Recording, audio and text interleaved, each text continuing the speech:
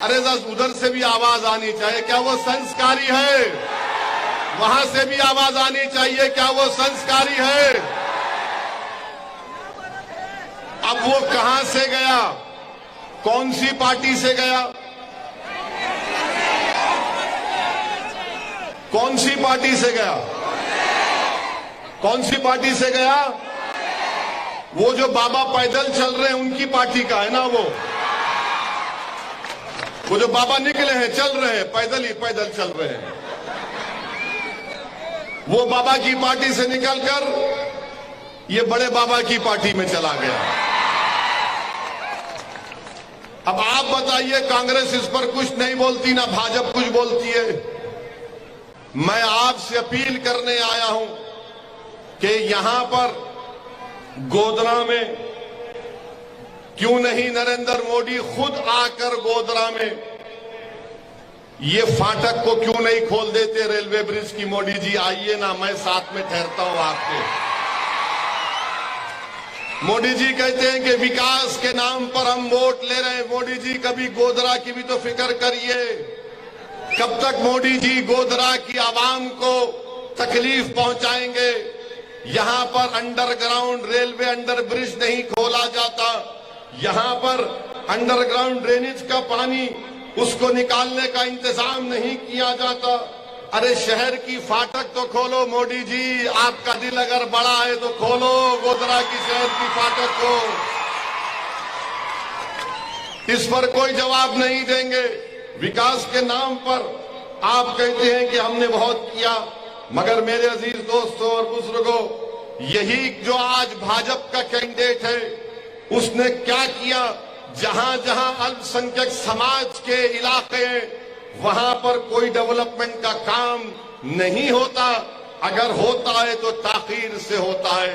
हाँ, मैं दोबारा आपके दरमियान में खड़े होकर इस बात का वादा कर रहा हूं कि कब्रिस्तान की रोड बनेगी, इंशाअल्लाह ताला जल्द से जल्द बनेगी।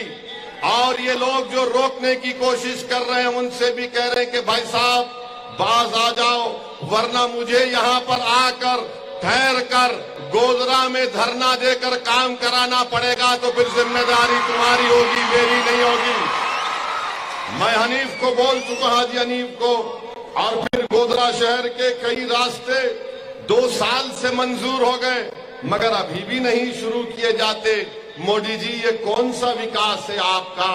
और फिर गोधरा के बल्दिया के सफाई के कामदारों की 6 महीने की तनख्वाह बाकी है प्रधानमंत्री जी।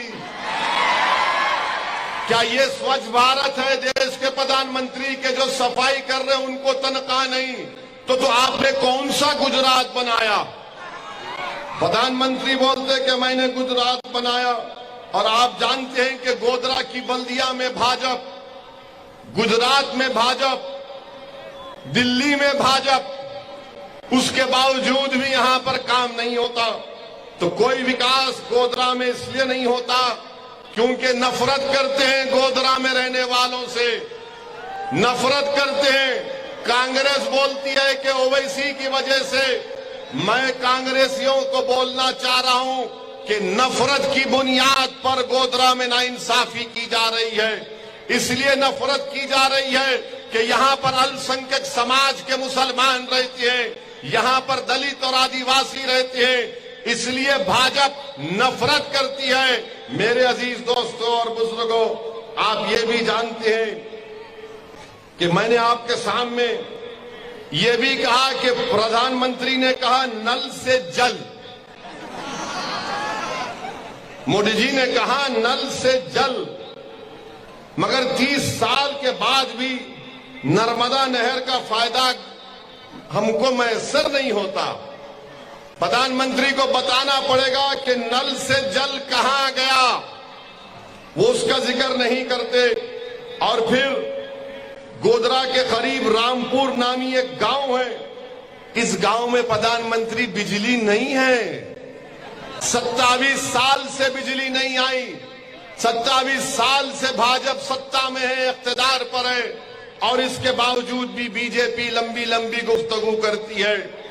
और दूसरा सवाल मीडिया के लोगों ने पूछा कि आसाम के मुख्यमंत्री गुजरात आए हुए हैं और आकर उन्होंने अपने एक भाषण में ये कहा कि किसी एक लड़के का नाम लिया। उसका नाम क्या था जिसने, हाँ, आफताब। वो दिल्ली का कोई आफताब है। वो किसी एक लड़की के साथ रहता था बगैर शादी करे। उसने उस लड़की का कत्ल कर दिया बेदर्दी से, और हमने उसकी मजम्मत की, सबने मजम्मत की। मगर आसाम के चीफ मिनिस्टर गुजरात को आकर कहती है ये लव जिहाद का मसला है। अरे एक खातून पर, एक महिला पर जुल्म होता है, उसका कत्ल कर दिया जाता बेदर्दी से, और आसाम के मुख्यमंत्री आकर कहते हैं लव जिहाद का किस्सा है। ये कहां से इसमें जिहाद आ गया? आसाम के मुख्यमंत्री, क्या आप दिन रात खाली जिहाद आपके आंख और दिमाग में घूमता है? अरे वो दोनों साथ रह रहे थे, उसने जुल्म किया, हम उसकी मजम्मत करते। इसका दीन से क्या ताल्लुक, मजहब से इसका क्या ताल्लुक? अच्छा, सच्चाई क्या है बाप सुनो। मैं बोलना चाहूंगा कि सच्चाई ये है कि एक राहुल नामी शख्स गुरुग्राम में, उसने अपनी बीवी का कत्ल किया, उसकी बॉडी को सूटकेस में रखा। क्यों कत्ल किया? क्योंकि वो सेलफोन और टीवी देखने का मुतालबा करती। उसकी जिस्म को उसने बेदर्दी से उस पर लाश के ऊपर मारे लगाई। तो क्या आसाम के मुख्यमंत्री राहुल का नाम नहीं लेंगे? खाली आफताब का नाम लेंगे? और फिर फरीदाबाद में एक महिला का रेप हुआ, उसको जान से मार दिया गया। उसका नाम मनोज था। तीसरा, एक आदमी ने अपनी गर्लफ्रेंड की डॉटर को, उसकी बेटी को, उसका जो भी बदतमीजी किया, और उसके बाद उसने ऐसी गंदगी की कि उसकी गर्लफ्रेंड की बेटी को साथ मारकर उसके साथ बदतमीजी की, लाश के साथ। उसका नाम क्या था? आजमगढ़ में एक प्रिंस यादव नाम का आदमी है, जिसने अपनी गर्लफ्रेंड का कत्ल किया, जिस्म से सर को निकाल दिया, जिस्म के 6 टुकड़े करके गांव के एक बौली में फेंक दिया। इसका नाम बोलो बीजेपी वालों, नहीं बोलेंगे। ऐसे कितने किस्से यहां पर हैं? हाँ, आते हैं। ऐसे कितने किस्से यहां पर हैं?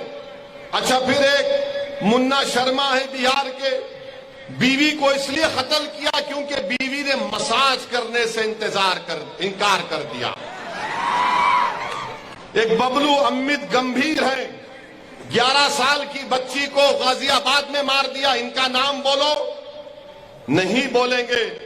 मेरे अजीज दोस्तों और बुजुर्गों, भाजपा को इनको खाली आफताब का नाम याद आ रहा है। इतने नाम मैं गिनाऊं। अच्छा, हमारे टीवी वाले जो कई दिन से खाली आफताब बोल रहे हैं, प्रिंस यादव का भी तो नाम बोलो।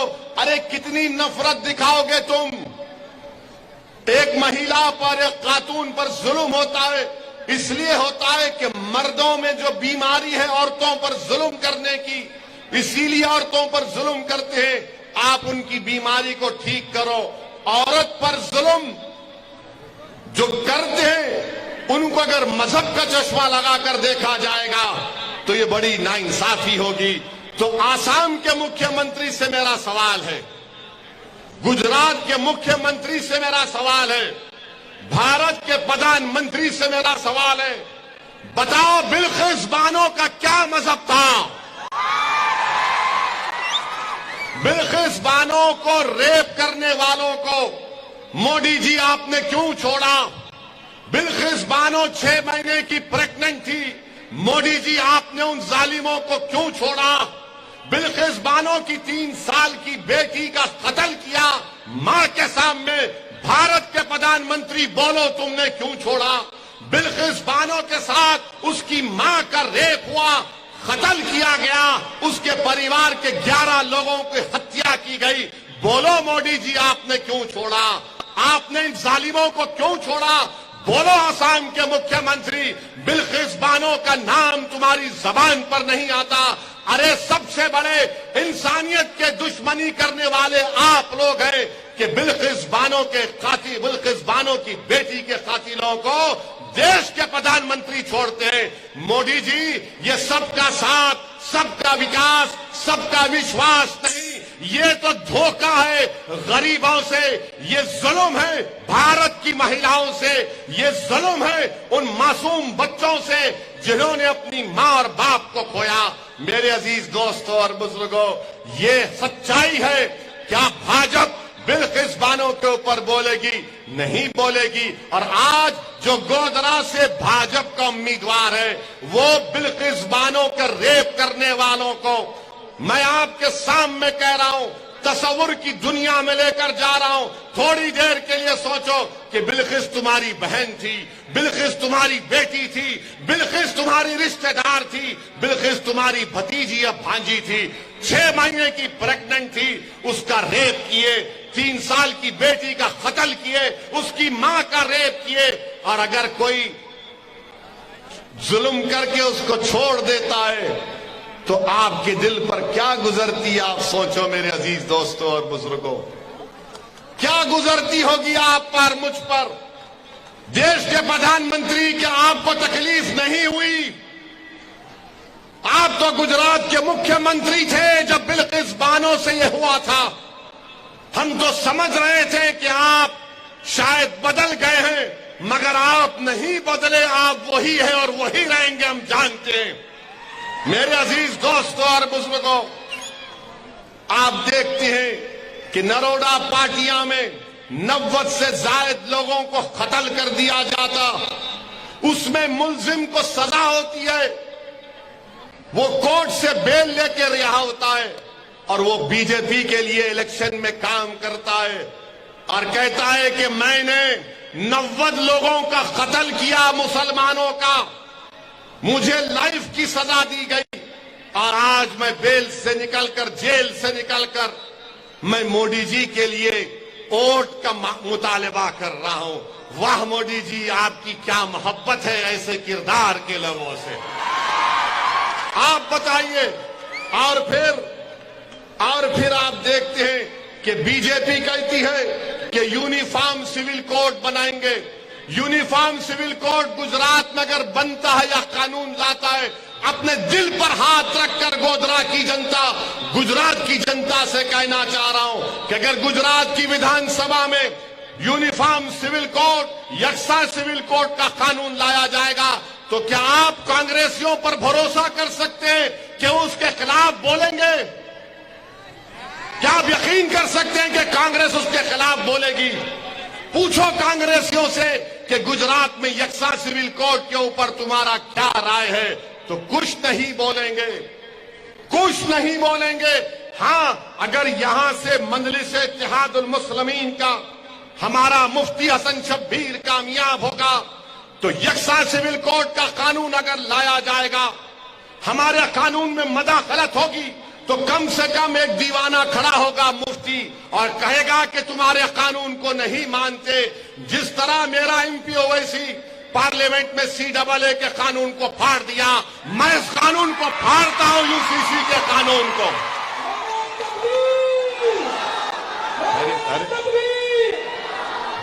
ये कहां से आ रही आवाज? इतना बड़ा हम पुकार रहे हैं, बोल रहे हैं पीछे से। यूनिफॉर्म सिविल कोड का कानून, कांग्रेस कुछ नहीं बोलेगी, कुछ नहीं बोलेगी। आपको सोचना है, आपको फैसला लेना है। मेरे अजीज दोस्तों और बुजुर्गों, मेरी आपसे रवन गुजारिश है कि 5 तारीख के दिन अगर आप मुत्तहिद होकर अपना एक वोट मजलिस के हक में इस्तेमाल करेंगे तो इंशाअल्लाह ताला यहां से कामयाबी मजलिस इत्तेहादुल मुस्लिमीन की होगी, कामयाबी आपकी होगी, कामयाबी आपके ख्वाबों को पूरा करने के लिए होगी। और हमारी कामयाबी को रोकने के लिए आपके दरमियान में बहुत से लोग आएंगे, बहुत से लोग आएंगे जो नहीं चाहते कि यहां से मजलिस का उम्मीदवार कामयाब हो जाए। अरे मुझसे सवाल करो, मैं तुम्हारे सवाल का जवाब देने को तैयार हूं, मगर मुझे ये बताओ कि तुम मुझे 2 साल का हिसाब पूछ रहे हो, तो फिर 27 साल का हिसाब कौन देगा? मुझे बताओ। तुम मुझसे 2 साल का पूछ रहे हो तो 27 साल का हिसाब दो। अगर 27 साल से भाजपा गुजरात में जीत रही है तो इसका जिम्मेदार कांग्रेस पार्टी है, कांग्रेस के नाहल लीडर्स हैं, इसके जिम्मेदार कांग्रेस है कि 27 साल से भाजपा और नरेंद्र मोदी उनको रोज चाय पिला पिला कर उनको मना लिए हैं। मोदी जी कांग्रेसियों को चाय जब देते हैं उसमें चाय नहीं होती, मलाई और दूध ज्यादा होता है। 27 साल से कांग्रेस जीत रही है और इल्जाम हम पर लगाते हैं। अरे बताओ फिर मैंने हमारे कैंडिडेट मुफ्ती हसन शब्बीर का ऐलान कब किया? मुझे आप लोगों ने आकर कहा था कि साहब रुक जाओ, ओवैसी साहब रुक जाओ, यहां से अनस आंधी साहब या इस्माइल साहब को टिकट मिल सकता है कांग्रेस का। मैं तैयार था, अगर इन दोनों में से किसी को मिलता तो मैं कैंडिडेट नहीं खड़ा करता था। तुम टिकट ला लेते, मैं रुका रहा। चलो मेरे लोगों ने कहा कि ओवैसी साहब अगर अनस को मिलेगा, अनस आंधी साहब को, इस्माइल साहब को, तो आप कैंडिडेट नहीं देना। बावजूद इसके कि मैं कांग्रेस से सख्त नफरत करता हूं, बावजूद इसके कि कांग्रेस जिम्मेदार है बाबरी मस्जिद की शहादत की, बावजूद इसके कि कांग्रेस जिम्मेदार है 69 के फसाद की। अरे अगर आज इस देश में दलित, आदिवासी, मुसलमान कस्बापुरसी की आलम में तो सबसे बड़ी जिम्मेदारी कांग्रेस पर आयद होती है। मगर आपने कहा था कि ठहरिए, रुके रहिए। अनस साहब कोशिश कर रहे हैं, इस्माइल साहब कोशिश कर रहे हैं। मैं अनस साहब को, इस्माइल साहब को खुलकर कह रहा हूं, आप आओ इस प्लेटफॉर्म पर, मैं आपको मेरे कंधे पर बिठाने तैयार हूं। आप आइए, मैं आपके पीछे खड़े रहने को तैयार हूं। मैं भी चाहता हूं कि आप आगे बढ़े, मगर आप ऐसी पार्टी में बैठे हैं। कहां है? आ जाओ।